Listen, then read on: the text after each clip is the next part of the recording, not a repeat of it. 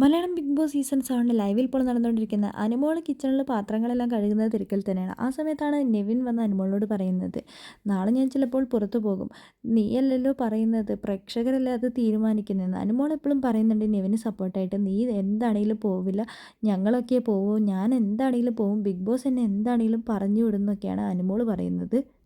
എൻ്റെ 4 അനാറും എൻ്റെ ആപ്പിളൊക്കെ അവിടെ തന്നെ വെക്കണം കേട്ടോ എന്നൊക്കെ പറയുന്നുണ്ട്. നീ എന്നോടല്ല ബാക്കിയുള്ളവരോടൊക്കെ പോയി പറയാമെന്ന് പറയുന്നുണ്ട്. ഞാൻ എല്ലാവരോടും പറഞ്ഞിട്ടുണ്ട് എന്ന് നെവിൻ പറയുന്നുണ്ട്. എല്ലാവരും ഡ്രസ്സൊക്കെ പാക്ക് ചെയ്യുന്ന തിരക്കിൽ തന്നെയാണ്.